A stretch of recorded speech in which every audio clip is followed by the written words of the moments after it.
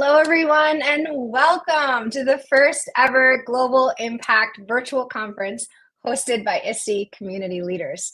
This experience will showcase how remarkable educators worldwide are making a big impact in global education. My name is Kayla Holland, and I am part of the ISTE Community Leaders Global Impact team, joining you today from Charlotte, North Carolina in the United States.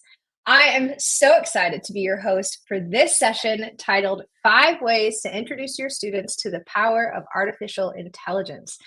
Our presenters for this session are coming to you all the way from Spain and are the eTwinz, Alberto and Mario Herraez, joining us from Spain. Alberto and Mario are known as the eTwinz and are twin brothers internationally recognized for their outstanding work in the field of education. The eTwinz have forged much of their career in the United States, where they lived for a decade and became global educational references. Currently, they shine as educational consultants through their firm, eTwinz Education, which carries out initiatives worldwide. And we are so excited to have them kicking off our first live session today. So, without further ado, let's get started. And I'll pass it over to the eTwinz. Hi, thank you so much, Kayla. Thank you so much for the invitation as well. We are super happy to be here and to have the privilege of opening this amazing conference, because we know how much work goes into organizing something like this. So congratulations to all of you for this huge success that is going to be this conference. So thank you. We appreciate it. Yeah, you're welcome. Thanks for joining us. Yeah, we know we were talking just before jumping in here, right, Mario? How much work is this? So a big shout out to the whole team who made this conference possible. And the question, Mario, is why are we here? What are we going to talk about? So we are here to talk about, as Kayla mentioned before, 5 ways to introduce AI into your classroom as a teacher. There's a lot of talking around AI in different aspects of AI, but we are here to talk about how to use that with your teachers. That 5 different activities or 5 strategies that you can use in your daily lessons with your students. Something that we've seen lately is there is a lot of talk around artificial intelligence and the use of teachers, but not many people talk about AI literacy, which is how students can understand how AI works. Everyone knows that AI is here to stay, right, Mario? Is here forever, and this is the worst version of this technology that we are going to witness. So AI is going to be around our lives and the life of our students. So it is crucial that we as teachers, we identify this and prepare students, not just to use AI in the future, but also to understand what's behind that technology, what's behind that chatbot that is giving us some text or is giving us some video or pictures. So we truly think that it's so important for them to be prepared for the future, to understand how this technology works. This area of AI literacy that we need to start mentioning more in our daily life. And it's we can give you hundreds of examples of why this is important, but here you can see a report that we use it quite a lot. We reference this report quite a lot. Is the Future of Jobs report for the World Economic Forum. It comes out every 2 years, and it mentions the trends of skills and competencies that our students will need in the future, and also talks about how the context of jobs are going to look like in 5-10 years. So as you can see here, the fastest growing jobs in the last 2 years have been related. No surprise here. Surprise with AI and machine learning specialists, which it's kind of, it's not the same, but they work very closely. So this is why it is important. If in 2023 2024 already the fastest growing jobs are related to AI. Just imagine in 10, 15 years when your students will graduate if you are in elementary school, or in 5 years when your students will graduate if you are in junior high. So this is why it is so important for our students to not just play with it, not just use the tools of AI, use like the phone or use the computer, but also, as Alberto explained before, they need to know how it works, or like what's behind that tool that they are using. And we always say that for us, AI is like internet. So internet before, like, I don't know, like 50, 80 years ago, was used just by a small number of engineers that were developing internet or using internet for whatever they wanted to do. And over time, that internet got to the point that everyone uses internet into their daily life. And this is what is happening with AI. 10 years ago, 15, 20 years ago, was used just by a small number of engineers, small number of people to accomplish some of the tasks they wanted to do. But now and in the future, it's going to be part of our daily life. Same trend that we saw with the internet, from a small group of people, just that niche of people, all the way to everyone. And with AI, it's going to happen the same. It's going to be part of our daily life. We're going to use it every single minute, every single hour. Yeah, like Neil Postman says, one of our favorite authors about technology and technological changes. The big technological changes and trends are going to impact in the whole society. It's not going to be just like a part of the society or part of a job that disrupts, but it's going to be the whole society. Like everyone is going to use that. And this takes us, Mario, to the basic, which is the prompts and the idea of prompt engineer. So what's a prompt engineer, Mario? Just in like 30 seconds, 1 minute, to those people that don't know about prompting, maybe, or don't know about prompts engineers. Well, like at first, like what is a prompt, right? Because like for us, prompt, we're gonna talk about this a little bit. Is the most important part of AI. And what is a prompt?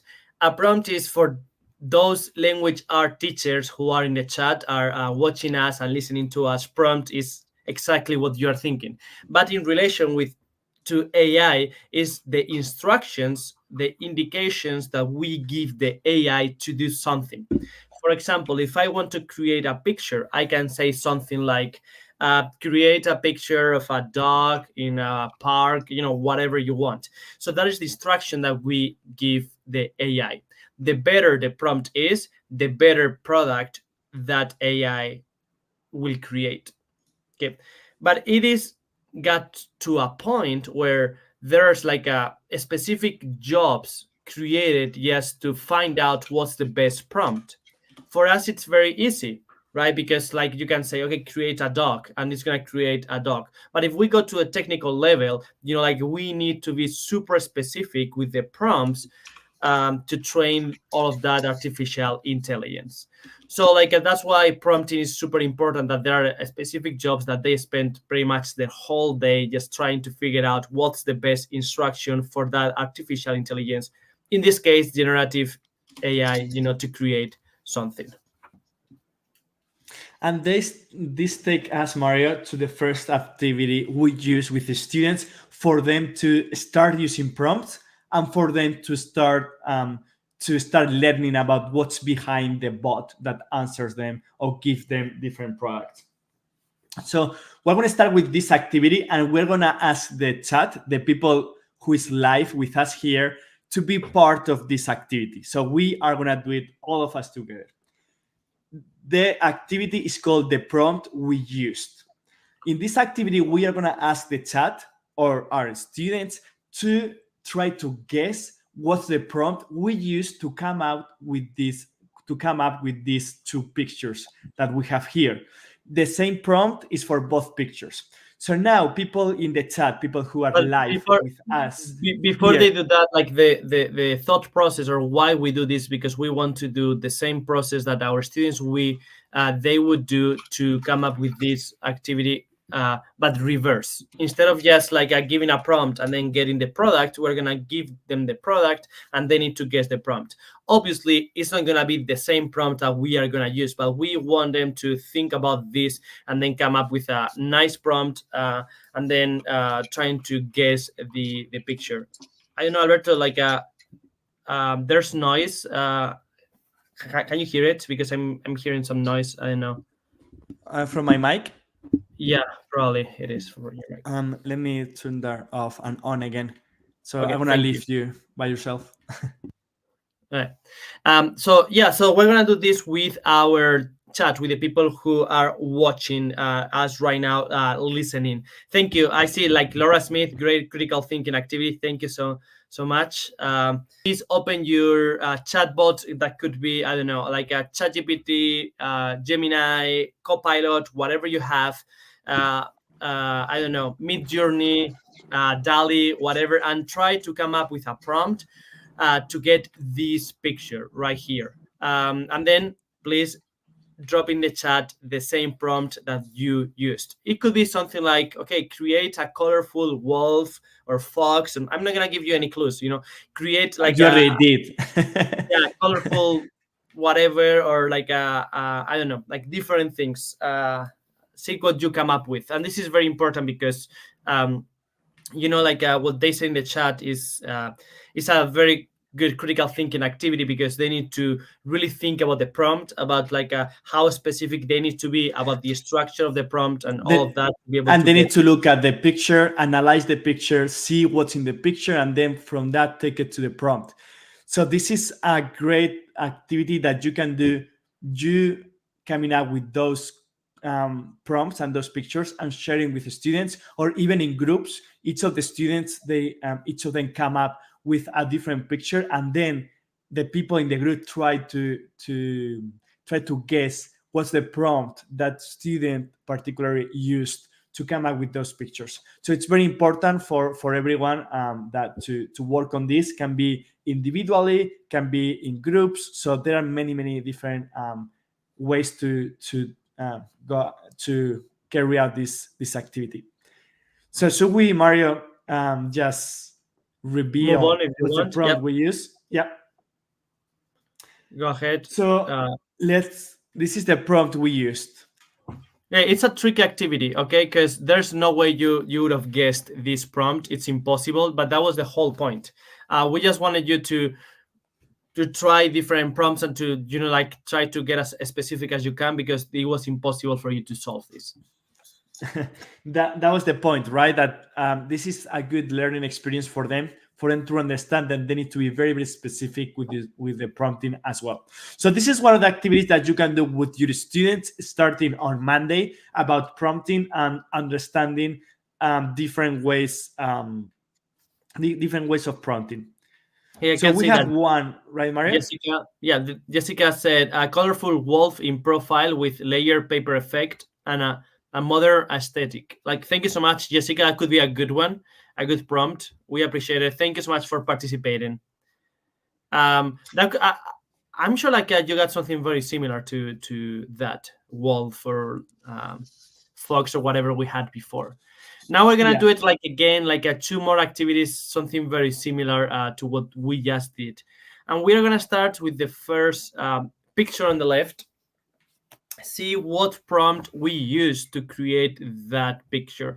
Very important for this, like you need to take into account like not just what you see in the picture, but you need to take into account and think about how the style of the picture, right? The how was taken or with what was taken. Okay, it's not just like a what you see, which is important as well. Be very detailed about it, but also like a like a how was taken and with what instrument, like what style.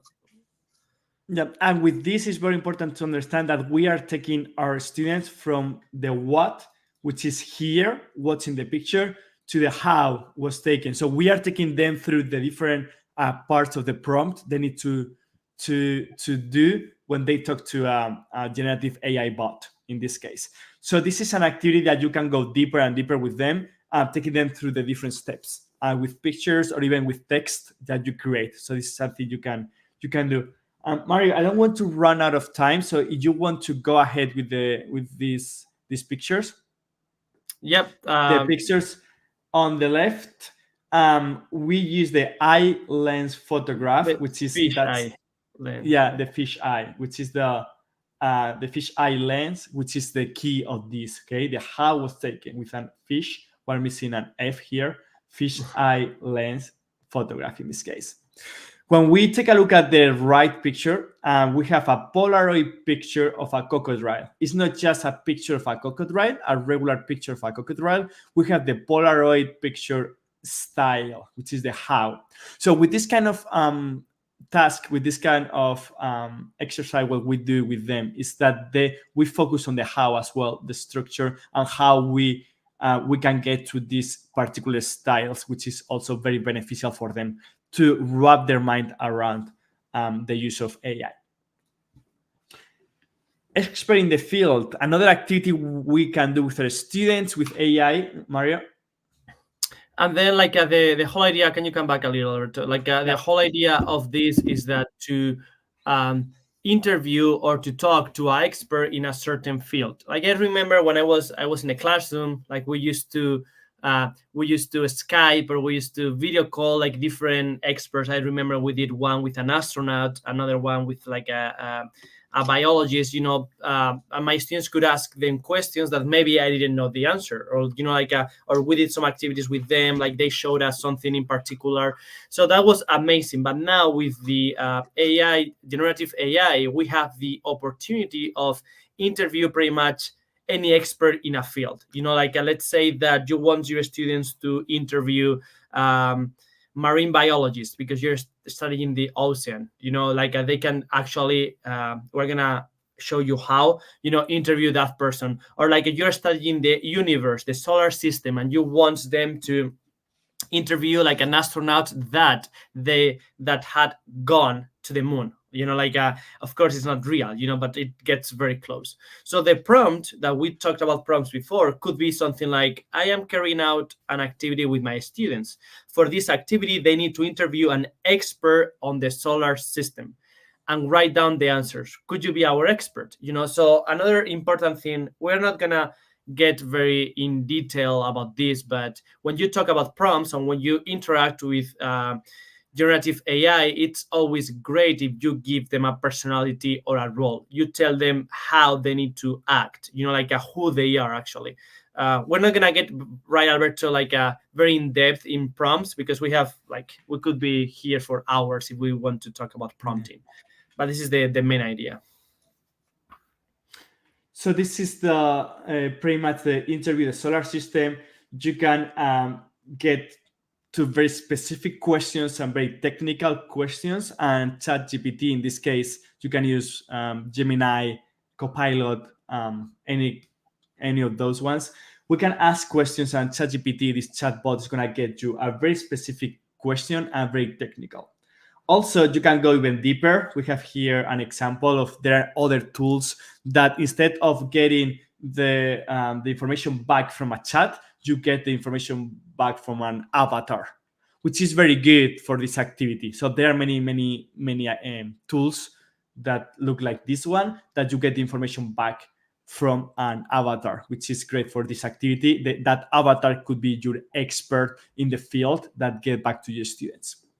So, going back to the interaction that Alberto had, in the left side, you can see that Alberto asked why black holes are black and why they have a strong gravity, right? So it's a question that you would ask and explain the field. And the answer of this chatbot, of this generative AI, it's an explanation of the chat. So the whole idea would be to take that all of those explanations and all of that identity that you gave the generative AI and took it to a different tool. In this case, we gave you an example, but there are other many tools that can create videos or characters, for you with AI. So it's pretty much just get that text, put it in the app, and it will create a video of someone, answering those questions for you. And this is even more complex, so that you can get to this level. So the next thing we can do, we can even interview people, very famous people. This is a great idea, but we don't know what kind of answers we are gonna get. But we need to give it a try. So this activity you can do with your students. So in this case, we decided to interview this famous guy that I'm sure everyone knows who he is. So this can be done by the whole class at the same time. You, the teacher, being the one who interact with this chatbot and giving the chatbot this identity, or each of the students can do a report of a famous person like this one after interviewing this person. So this can be a great activity. Each of the students choose one famous person and interview them using this kind of artificial intelligence, this generative AI bot that we have here. Again, any kind of chatbot, AI generative chatbot we can use, we get the kind of similar, always almost the same kind of answers back. So we can get people that is famous, but also we can get people that are not with us anymore. And this is one of my favorite interviews we've done, this activity. I don't know if you know Dorothy, or you have seen this picture, this movie. If you have not seen this picture, I want you to stop right now. This movie, sorry, I want you to stop right now, write that down, because that's gonna be your homework for the weekend, because this movie is amazing, it's incredible, and we highly recommend it to everyone to watch. And then at the end of the movie, no, I'm kidding, but like you really need to, you really need to watch it. It's a great movie, even like for, you can recommend it to your students, because they have like great values, and it's very, very, I really recommend it a lot. So in this movie, there's like three hidden figures, like three main characters. And Dorothy, I don't know how to say her last name. I think it's Vagan, but I'm not sure. Like, she's one of the main characters. So like they are not with us anymore, so it would be kind of impossible to interview them. But thanks to AI, you can kind of interview them. Of course, it's not gonna be like a super like a specific answer, so it's not gonna be the same with the same person, like answer the questions, but it is very close, and it's a great activity that you can do with your students. And as you can see, when I ask her or tell her, you have been an inspiration for thousands of women that wants to join careers in STEAM. What does this mean for you? And she takes the role of her and say, thank you for your kind words. So it's like a real interview that you can do, your students can do with this, with the person they choose. So this is something they can do, and we have seen this working very, very well in different classes. We've done it ourselves. I can see in the chat that they said, I love this movie. It's unbelievable how they did all of it without much technology, right? Just like with paper and pencil. It's amazing. This, our third use of AI, is not based on how to use it with students. It's more like for productivity, like how can you be more productive. I don't know about you, but we love rubrics. Like, if I could, I would pretty much grade everything with rubrics, because we really love it. What's the problem? The time. Like, all of you know how much time it takes to create a rubric that you want to use with your students. So in this case, we can use generative AI to help us with the rubrics, with the 4-point rubric in this case. And our prompt would be something like this: can you create a 4-point mastery rubric for these standards? Please make each point its own criteria. So we can do that even with the ST standards that we all know. So we can ask the generative AI, can you make a rubric from 1 point to 4 points for the following standards on a table?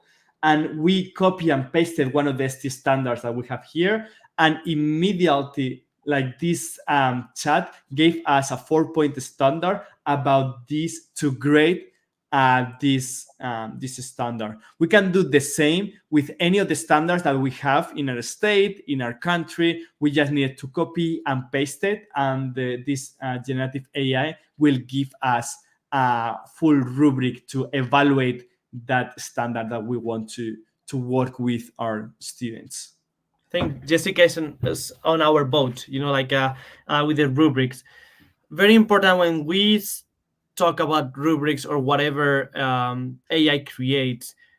please don't copy that and use it with your students. Like we always say that whatever product we get out of all of these apps or all of these platforms is just the starting point for you. Instead of starting in a blank page, like blank paper, you don't start from scratch. You start with this rubric that can help you out a lot, but it's not the final product. You need to take that and you need to change it and to modify it, to adapt that to your students' needs and to your teaching style as well. So just like take a look at it, modify it if you need to change whatever you think it needs to be changed, but don't use it like it is right now.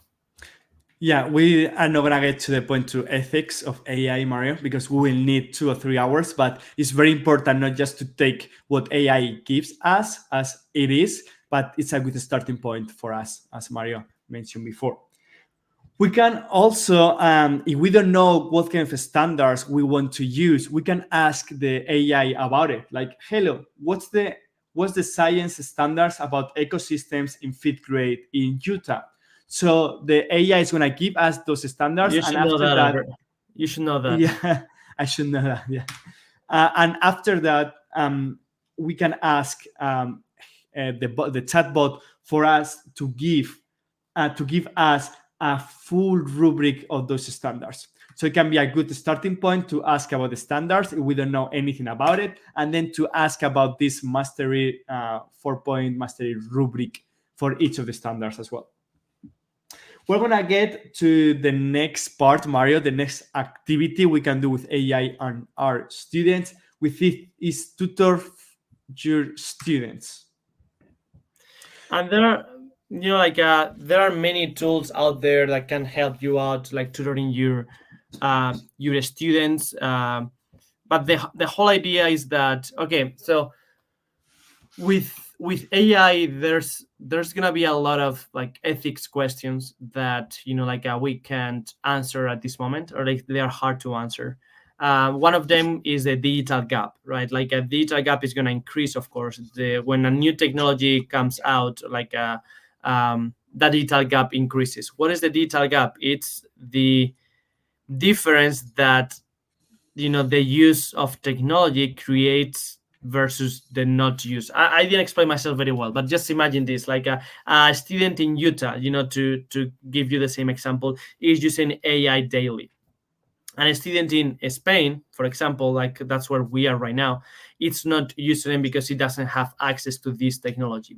The opportunities that student in Utah is going to have because he or she has access to this new technology, in this case AI, are going to be way bigger than the opportunities that the student in Spain is going to have because he or she doesn't have access to technology. And that gap is going to keep increasing because this AI is going to get better and it's going to be more developed, in the next years. So we know that digital gap is going to get bigger, but we can use AI to close some gaps, in this case, to tutor students. And to give you another example, before, a lot of people used to, well, before, even now, people hire different tutors to help their kids or help their students with different subjects, or even with their essay to access university, or like if they're not good in math, they hire a tutor to help out with math or physics or whatever subject you decide. But what about those people who don't have the resources to hire those tutors, right? Like they don't have the same opportunities or the same access to knowledge or to develop their skills that the people who have the resources have, because they can hire the tutors. With AI, we can close those gaps, but now we can use AI to tutor our students. In that way, all of the students will be able to have access to someone or to a chatbot or to technology that can help them out, with the subject.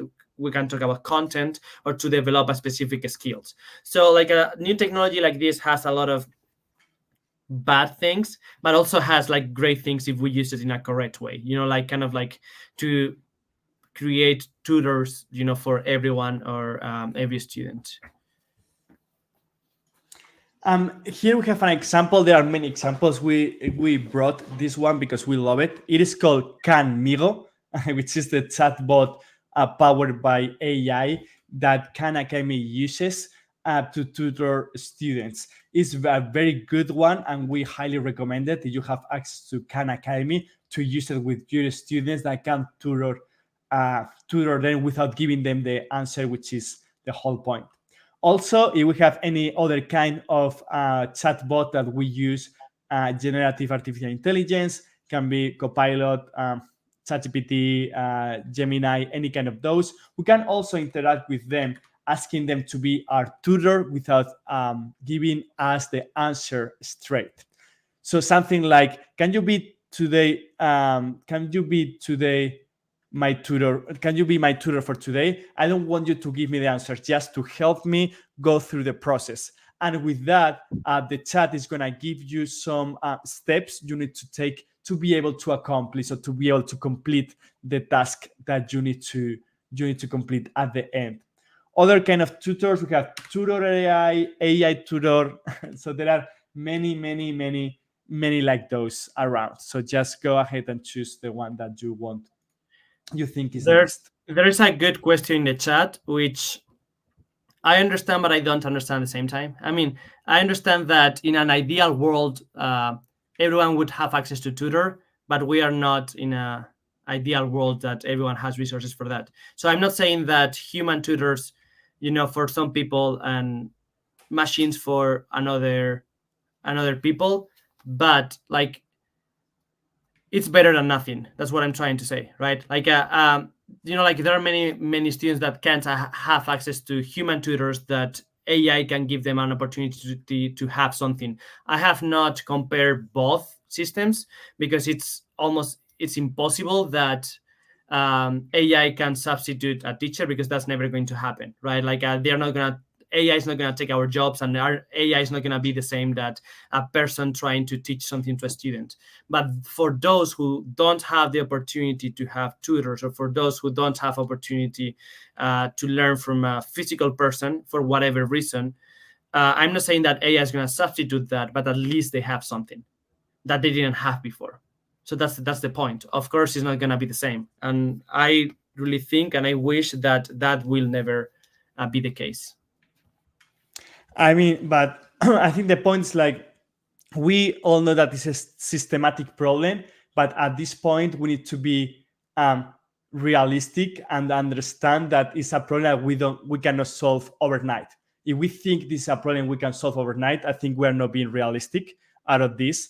And being realistic, this is something that it can help, and actually it is helping.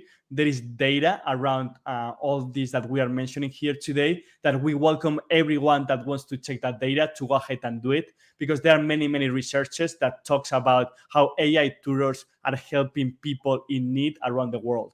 So of course, in the perfect world, we'll have a tutor for each of the students, but we don't live in a perfect world, and we don't have a solution to solve this systematic problem.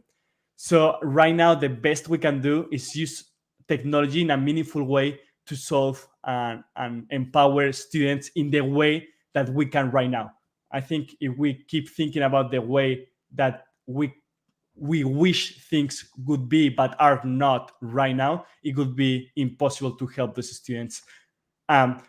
Perfection is what's the say perfection is the enemy of good, or something like that. Of course, it's not going to be perfect, but at least it's something that is helping students that don't have access to those tutors. Going back to the presentation, Mario. Yeah, we are like a teach writing with AI. That's another problem that we've faced, and our schools have faced as well. Is that how students can teach writing with AI, available for every student. Because at the beginning, like a year and a half, 2 years ago, teachers faced the problem of telling the students that they needed to write like a 5-paragraph on something, and then students went home and just use AI to create those essays. So how can we teach writing with AI, in a way that even our students use AI, it's not gonna be a problem. So we need to do it backwards a little bit, and we've seen that it really works. So we would tell our chat box or generative AI a prompt that is something like, I want you to generate a 5-paragraph essay for this prompt. Soccer will not ever become popular enough in the US. I mean, we come from Spain, so this is something that we see. Yeah, it will generate an essay like this one, and what we need to do is ask our students to get the essay that the AI generated and just improve the essay with all the knowledge and the skills they developed in our classes. So pretty much is the backward systems, thinking that they may use this technology to create essays. We're going to do it first, and now is the time for them to get to this essay and improve that essay with their knowledge. It is something that also they might do in the future, in not even in our classes, but maybe in their jobs in the future. They will get content that was previously generated by AI, and they will need to improve that content for them to present it to their boss, or to present it whoever. So this can be a great solution to do it backwards and teach them that whatever the AI gives us is not the final product. It's also the initial phase of writing, or the initial phase, or something else. So we've seen this work very, very, very well. Also, analyze examples. This comes from Dr. Kaylin Tucker. We saw it on their social media, so you are welcome to follow her as well, to analyze writing examples that we give that were previously generated by AI. So this is a great example as well. Something that we can do, following the example we just showed, we can ask the AI to give 3 strong writing examples. Could you create 3 strong writing examples, 1 paragraph long, for them to analyze? So they can analyze those strong examples, seeing what's something that they may use in the future, or something that they may not use in the future, something that it is wrong and they need to fix as well. So this is something we can do. Following the examples of writing, we can ask also the AI something like, write a 5-paragraph essay about ancient Rome. My 6th grade students will need to analyze this text, so make some mistakes for them to find, not only grammar mistakes. So we are going kind of like farther. We're asking not for grammar mistakes. We are asking for other kind of mistakes, syntaxes mistakes, and all those things that they will need to fix, understand, analyze, critical thinking, problem solving skills, and then fix those skills. And we are going to close our presentation, Mario, that we got 2 more minutes, I think, or 5 more minutes, with the icebreakers that we like to do with our students. The first one is, this is me. And this is something that we can do from like lower grades, elementary schools, all the way to high schoolers even. Or even for your PD, if you are a coach or a presenter for your PD, this is a great way to introduce people or do this icebreaker that we like. So how do we do this, Mario?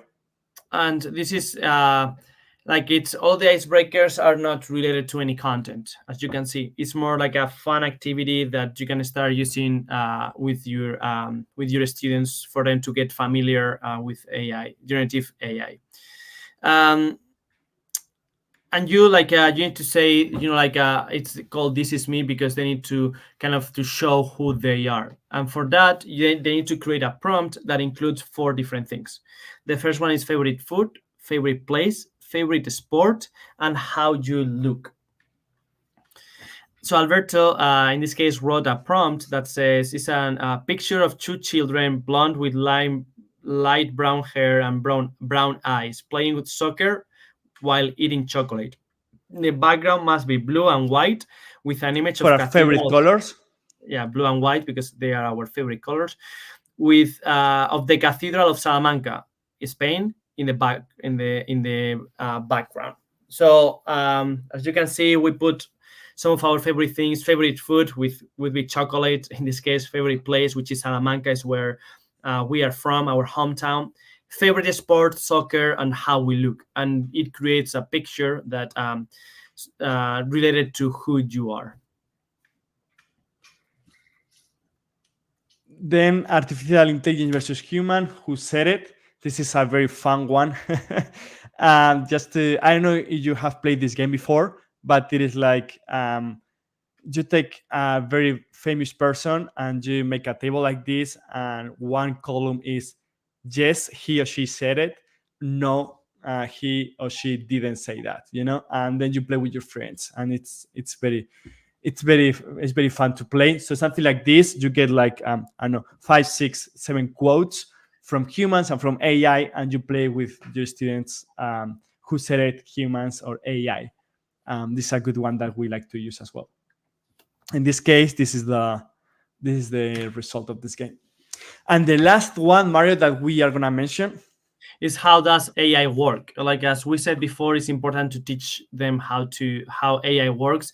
And then there are many activities, many curriculums but they don't pay us to say this, okay? But the one that we like the most is the code.org curriculum.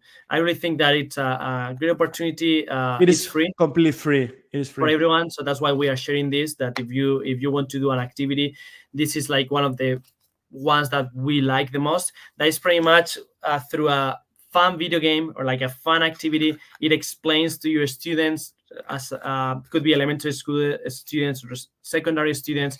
It teaches them how AI works. Even teaches them through a fun video game of how to train an AI bot. So I think they are doing a great job, as I said before, and I think it's a great activity that you can use with your students for them to understand how it works and what's behind those chatbots. And we are sharing this because it's a non-profit. They don't charge people for the curriculum, so that's why we are sharing this kind of content. So that's our recommendation, and that's it from us, right, Mario? We really hope that you got something out of this webinar today. I hope you got so many ideas to do with your students, to share with them or to initiate them in the power of AI and the use of AI. Wow. Oh my goodness. Okay. Incredible job. Thank you so much for you guys, just for this wonderful presentation. There's a lot going on in the chat. So I hope you're kind of, looking at that as well. If you have any questions specifically for the eTwinz, go ahead and put them in the chat now. I put in the chat, I love that you're suggesting we use AI in such a purposeful way. I think this is just my personal opinion. I think with any form of technology, it's like the big new shiny toy, and people really love to just jump right in with it without thinking about how do we use it with purpose and how does it really fill a gap. And I know that we should be cautious in moving forward with it. But AI, like you've shared, there's so many great ways that we can promote student critical thinking. And I'm thinking about like how it can be used for my students in the juvenile justice system. I think I've lived in Haiti previously, so students in developing countries who don't have access to, a lot of the educational landscape we have in developed countries. I think it could be really important for those students. So I want to make sure we're all remembering there's lots of different people and students around the world what it can be helpful for. But the prompts that you shared were great, and I love that you're reminding us to use it in a meaningful way. Yeah, thank you so much. I think that's the key. Like when we always use technology and when we train teachers, we always ask them, how is this technology changing the way you teach, or can you do the same without this technology? If the answer is yes, you can do the same without this technology, don't use it. Like it's not meaningful. That's right. It's just a barrier. What's the extra value that it's giving you? Like if it gives you no extra value, that's what you said, just because it's the new shiny thing, just don't use it. There are so many negative things that are probably happening in your class because you're using that technology, in the same way that you would do an activity without it. So, yep, I think it's very important that you said. That's great. Well, thanks so much again to both of you for helping us kick off our presentation today. I'm going to kind of walk us through some final reminders here. So we'd love to know what you learned from this session. So go ahead, if you're watching us live or even the pre-recorded, scan the QR code on the screen. Or we're putting a link in the chat that you'll see in a second to access the digital template to share your takeaways from this session. You can share them online using our hashtags Global Impact and hashtag ISTE Global. I really think this was a powerful conversation, and it's just so important to remember that we use any form of technology with purpose and with meaningful activities. As we wrap up this live session, there's a couple of ways you can continue collaborating with us as ISTE community leaders. One, if you haven't yet registered for ISTE Live, we encourage you to register today. Venture into the future of learning during 1,000+ sessions where you'll get practical, ready to implement strategies. So if you're going to ISTE Live, many of us on the ISTE Community Leaders Global Team are. Be sure to check out our Global Collaboration Playground on Wednesday, June 26th. The eTwinz will also be presenting there. If you love their session, you can catch them again. Also, if you are wanting to connect with us virtually, be sure to check out Connect. It's a virtual space for us to meet, share, collaborate with like-minded educators. We have a global group on there. So if you'd like to register for a free account, again, some of these links are going to be placed in the chat. Finally, we have a featured educator initiative taking place. So if you follow ISTE community leaders on social media, you might have seen several of our incredible educators being featured in the last couple of months. We had an incredible educator from Kenya. We've had them from several different countries already. So if you know of someone that is just an incredible educator doing something around the world, please nominate them for this featured educator initiative. We select 2 educators per month to be featured on our social media pages just to highlight the incredible work that they're doing in the classroom. So nominate yourself or someone else that you know. We'd also like to shout out our recorded sessions. There are almost 50 individual pre-recorded sessions that you don't want to miss. You can locate those sessions by clicking the pre-recorded session button on our website page. Thanks again for joining this live session from our whole ISTE community leader team. And there's a whole background of people here. I'm gonna add quickly just so you can see Cami and John and Margaret. There's a whole team of people running this conference for you today. So thanks again for joining us for this live session. We hope to see you at our next live session happening in just 12 minutes with Ivo Hennon, and he's going to talk about his design for SDG Sustainability Week in the UK. So thanks for joining us. See you on the next one, everybody.